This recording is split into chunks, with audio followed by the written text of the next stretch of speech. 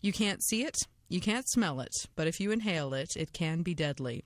On Sunday, residents of a housing co-op in Sandy Hill were evacuated because of a carbon monoxide leak. 4 were taken to hospital. Ontario's Technical Standards and Safety Authority is investigating, but the incident is raising questions about just how many residences are without working carbon monoxide detectors. In November, the province passed an act making detectors mandatory in Ontario homes. Ernie Hardeman put forward that legislation. He's the Progressive Conservative MPP for Oxford in southwestern Ontario, and he's on the line now. Hi, Ernie.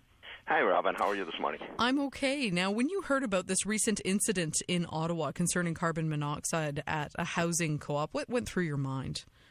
Well, actually, it's one of the things that we were working on the carbon monoxide detector for, was to protect people like that.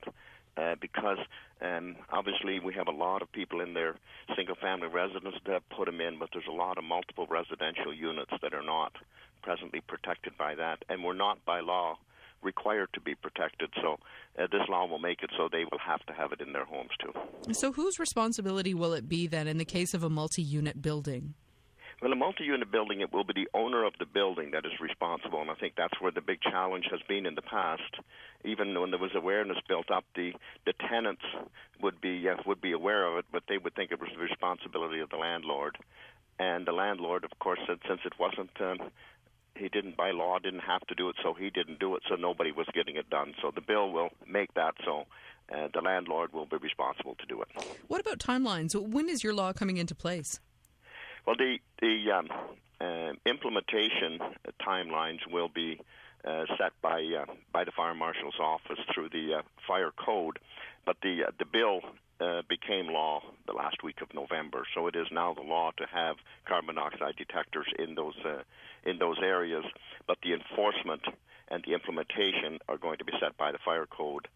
And my understanding is that the Fire Marshal's Office Technical Committee will be meeting this very month to set the parameters for that. Well, what about enforcement? I mean, how do you ensure that detectors are indeed in place?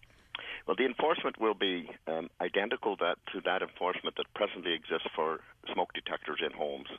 It already is the law and has been for a number of years to have smoke detectors in a home, and the carbon monoxide will coincide with that. So it will be the responsibility of the fire service in the municipalities to administer that.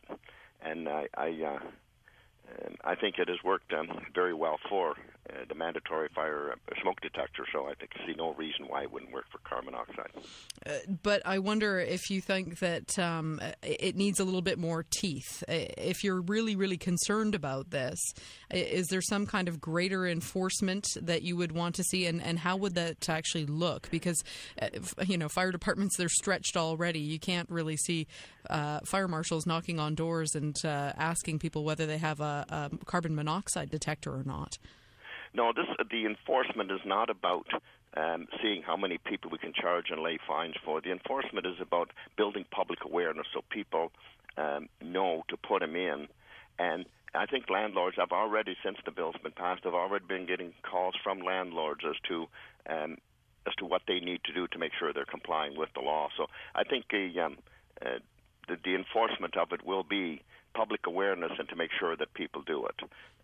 The fire department will not be going house to house and forcing their way into the house to make sure everyone has one, but they will be sending out public messages, putting in programs in place to educate the public on the need and the fact that they, under law, must do it. And that will include owners of multiple residential units, to make sure that they understand that their responsibility, as it is with smoke detectors, it's their responsibility to make sure that each home has one.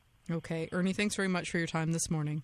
Well, thank you very much for calling. Okay, bye-bye. Bye now.